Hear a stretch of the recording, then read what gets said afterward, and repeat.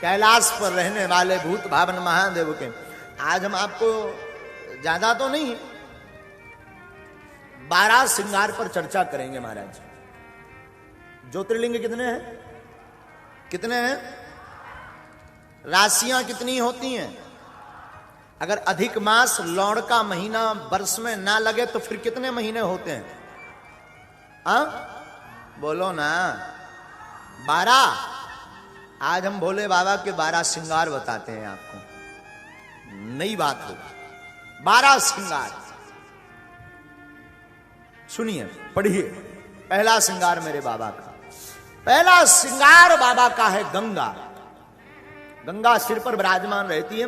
गंगा का अर्थ होता महाराज शीतलता, जो शीतलता प्रदान करे। गंगा पापम शशीतापम, जो पाप से मुक्त कर दे। कौन से पाप? जो अनजाने में हुए, उन पापों से मुक्ति दिलाए, वो गंगा। पहला श्रृंगार बाबा का गंगा है। गंगा को मस्तक पर रखते हैं। सिर पर ही क्यों रखते हैं? कंठ में रखें, बगल में रख लें, पीठ पर रख लें।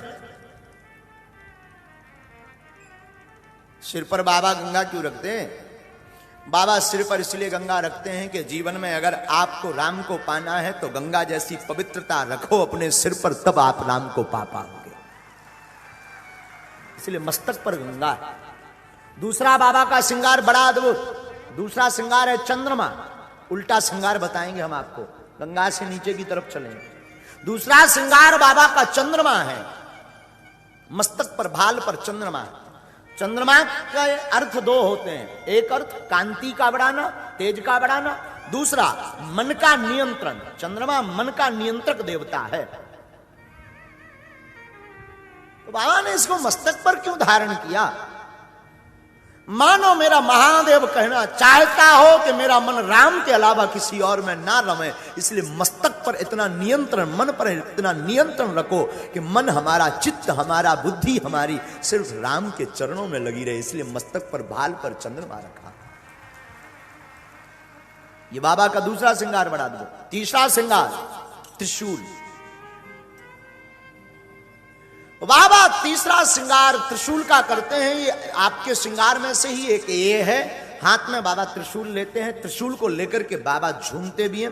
त्रिशूल में 3 आंख होती है, 3 खाम होते हैं त्रिशूल में।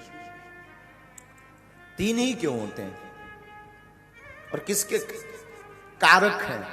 त्रिशूल है सत, रज और तम। सतोगुण, तमोगुण और रजोगुण से भरपूर, अथवा यूं मान के चलो इनसे परे, सतोगुण, रजोगुण, तमोगुण से परे। त्रिशूल जिसमें 3 आंखें होती हैं, ये क्यों है? बोले भैया त्रिशूल की ये जो 3 नोक होती ना, एक एक नोक एक एक ताप को मिटाती, दैहिक, दैविक और भौतिक। त्रिशूल इसमें 3 शिखा, इसमें 3 सूत्र होते हैं। 3 सूत्र कौन कौन से हैं? अगर कोई कहे कि वैज्ञानिक पद्धति में बताओ, ज्ञान की चर्चा तो बहुत हमने सुन ली, तो सुनो साधु।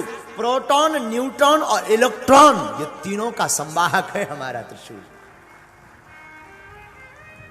अगर आप कहो कि नहीं नहीं नहीं इसमें भी हमें आनंद नहीं आया, कुछ और बताओ, तो साधु यह त्रिशूल उदय, संरक्षण और लय, तीनों का कारक है हमारा त्रिशूल।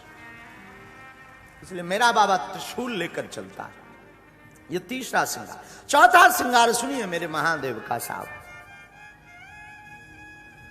बाबा चौथा श्रृंगार त्रिपुंड का करते हैं, वो भी भाल पर। भाल पर त्रिपुंड के श्रृंगार का अर्थ क्या है? तीनों जो त्रिपुंड की रेखाएं, त्रिपुंड में 3 रेखाएं होती हैं। और हमारी कुमति कहती है, हम तो नालायक मूर्ख आदमी हैं, हमारी कुमति कहती है एक भूत बताती है, एक भविष्य बताती है, एक वर्तमान बताती है। इसलिए बाबा त्रिपुंड धारण करते हैं। इसलिए बाबा के भाल पर त्रिपुंड होता है। चौथा के बाद 5वां श्रृंगार सुनिए मेरे महादेव का। गिनते जाना कितने हो गए। 5वां सुनिए। 5वां बाबा का जो श्रृंगार है स्वरूप में, वो है त्रिनेत्र। वैसे 3 नेत्र सबके होते हैं,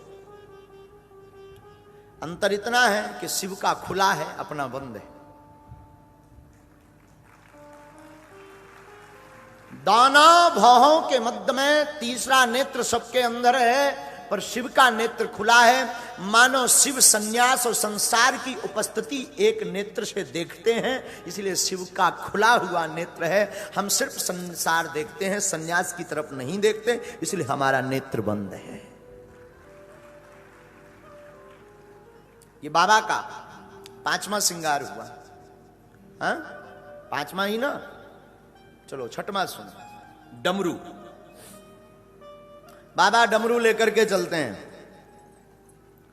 डमरू काहे का प्रतीक है? डमरू है नाद। डमरू से 14 सूत्र निकले। आई और नरन लिख, बाबा की डमरू से 14 सूत्र निकले। और तंत्र की उपस्थिति भी डमरू से ही हुई है। नाद का प्रतीक है डमरू। और मैं निवेदन करूं विद्वानों को, आहत नाद नहीं, अनाहत नाद की प्रादुर्भाव भया है बाबा की डमरू से। आहत नाद नहीं, अनाहत नाद। दिव्य श्रृंगार में 5 हो गए ना, अब कौन सा बचा? 6 हो गए। हम आपको चेक कर रहे थे। इंदौर वाले बहुत चतुर हैं, एक एक्स्ट्रा के चक्कर में हमेशा रहते हैं। वो चाहते भी एक के साथ एक फ्री। 7वां सुनो। बाबा के श्रृंगार में अगर वाहन की चर्चा करें तो बाबा का वाहन है वृषभ। वृषभ यानी नंदी, बैल। वृषभ स्वरूप है धर्म का। नंदी को धर्म कहा गया। और नंदी के धर्म के 4 रूप हैं, अर्थ, धर्म, काम, मोक्ष। और हमने एक जगह महाराज जी पढ़ा है, नंदी ने 4 शास्त्रों की रचना की है, अर्थशास्त्र, धर्मशास्त्र, काम शास्त्र और मोक्ष शास्त्र। हाँ, इन 4 रूपों की रचना नंदी ने की है। तो धर्म का रूप है। मैं निवेदन करूं आप सबको, मेरे भोले बाबा बैठते भी हैं तो धर्म पर बैठते हैं, वरना वाहन भी स्वीकार नहीं करते। नंदी क्यों स्वीकार किया बाबा ने? नंदी ही क्यों पकड़ा? साधु मेरा विश्वनाथ अगर बैठता भी है तो धर्म पर बैठता है। मानो मेरा बाबा कहना चाहता हो, जहां धर्म नहीं है वहां मेरा आसन नहीं है, जहां धर्म है वहां ये शंकर बैठा। कितने श्रृंगार के रूप हो गए? 8वां बताना है ना। 8वां सुनो। बाबा के श्रृंगार में एक बार थोड़ा उल्टा चढ़ो। जटाएं। जटाएं, जटाएं हैं वायुमंडल। जटाएं हैं विचारों की एकता। जटा का एक अर्थ हमारे पूज्यपाद गुरुदेव कहा करते थे, साधु जिसने अपनी जटाएं एकत्रित कर ली, जिसने अपने केसों को बांध लिया, जिसने अपने विचारों को बांध लिया, वो शंकर बन गया।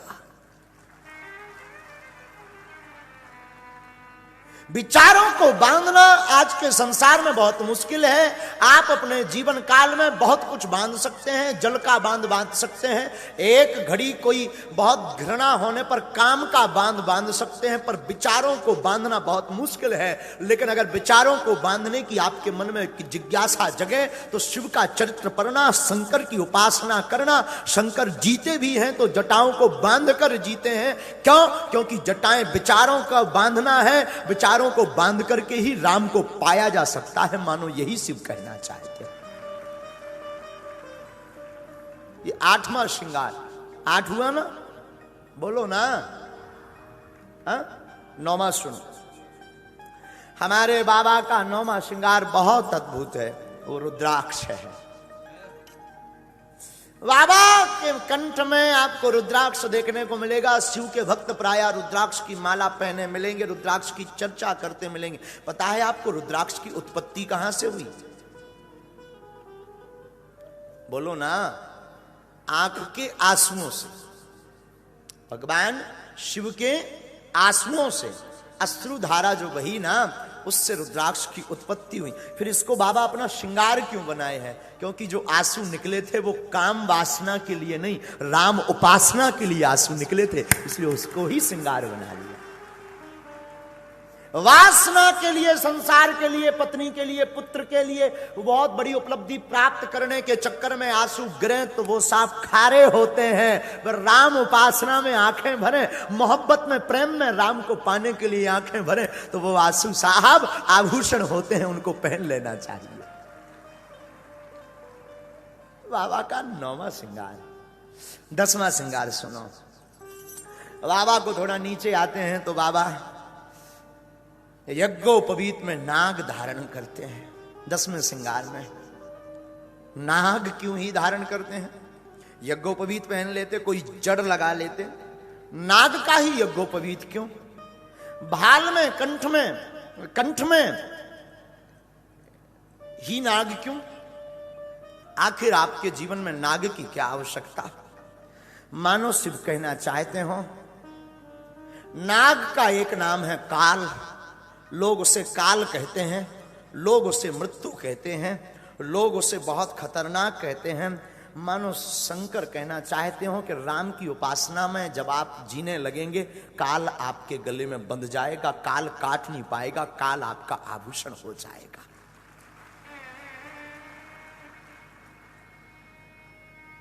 जो नाग को भूषण बना ले, जो काल को आभूषण बना ले, उसी का नाम महाकाल होता है। जो काल को ही अपना आभूषण बनाए उसी का नाम तो। और एक कवि हमसे बहुत ऊंची बात कभी कभी, अकाल मृत्यु वो मरे जो काम करे चंडाल का, काल भी उसका क्या करे जो भक्त हो। बाबा का 11वां श्रृंगार सुनना। 11वां श्रृंगार बड़ा अद्भुत है।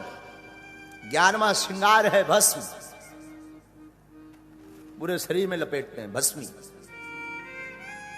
भस्मी ही क्यों धारण करते बाबा? क्या कारण है? भस्मी के पीछे 2 रहस्य हैं। एक तो मोह से मुक्ति का बोध कराती है भस्म।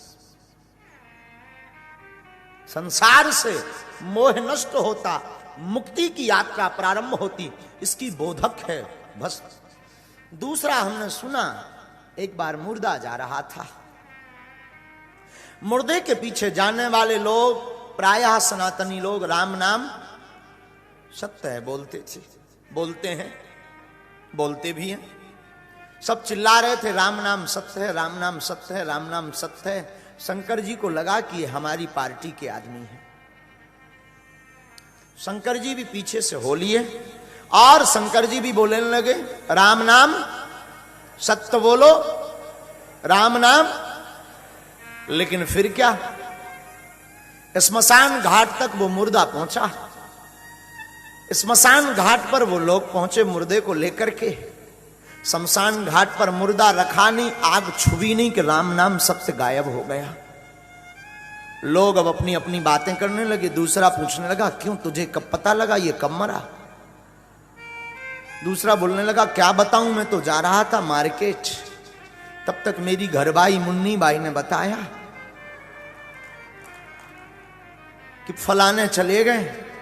अब बताओ आज तो मार्केट भी बंद हो जाएगा, सब्जी नहीं पहुंचेगी, घर को आफत हो जाएगी। दूसरे ने तो हद कर दी। दूसरा बोला वाह तू मार्केट की बात कर रहा, मैं तो बिल भरने जा रहा था लाइट का। तब तक पता लगा कि पप्पू के पापा टबक लिए। जब हमने सुना कि पप्पू के पापा टबक गए, हमने सोचा चलो चला जाए, लकड़ी में जाया जाए। अब चिंता तो यह है कि अगली बार जो प्लांटी लगेगी इसका बाप देने आएगा क्या। तीसरे ने तो और हद कर दी, तुम्हें कैसे पता लगा? बोले मजदूर लगे थे, काम चल रहा था। तब तक किसी ने कहा पप्पू का पापा टबक लिया। फिर क्या, मिस्त्री वहां खड़ा है, हम यहां लकड़ी लिए खड़े हैं। टेंशन तो यह हो रही है कि मिस्त्री की पूरी वेतन बेफिजूली में जाएगी। शंकर जी की आंखों में आंसू आ गए कि वाहिर जमाने कुछ देर पहले कह रहे थे राम नाम सत्य है, अब कोई लुगाई की बात कर रहा। तो कोई बिजली की बात कर रहा, तो कोई दुकान की बात कर रहा। अरे ये तो सब मूर्ख हैं, झूठा अभिनय करते हैं। तब तक मुर्दा जल चुका था। शंकर जी ने सोचा हमारी पार्टी के ये लोग नहीं हैं, ये तो धोखेबाज लोग हैं। हमारी पार्टी का तो वो आदमी है जिसके कारण कुछ क्षण इन्होंने भी राम नाम सत्य कहा। जब देखा तब तक वो जल चुका था। बोले कोई बात नहीं, तू जल गया तो क्या हुआ, तेरे कारण इन्होंने राम नाम का जप किया। मैं अब तेरी भस्मी में लेट करके रहूंगा, तेरी भस्मी शरीर पर लगा करके रहूंगा। और फिर क्या, महादेव ने वो भस्मी शरीर में लगाई। तो बाबा भस्मी भी धारण करते हैं जो राम नाम जपता है उसकी। हमने सुना एक बार हमारा मंगीलाल, चंगीलाल का बेटा, बनारस में दुकान खोले हुए था। हमारे मंगीलाल दुकान पर बैठे थे, दुकान उसके पास पूजा पाठ की थी।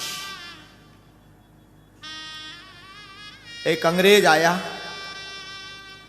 अंग्रेज ने कहा हमें भस्म चाहिए।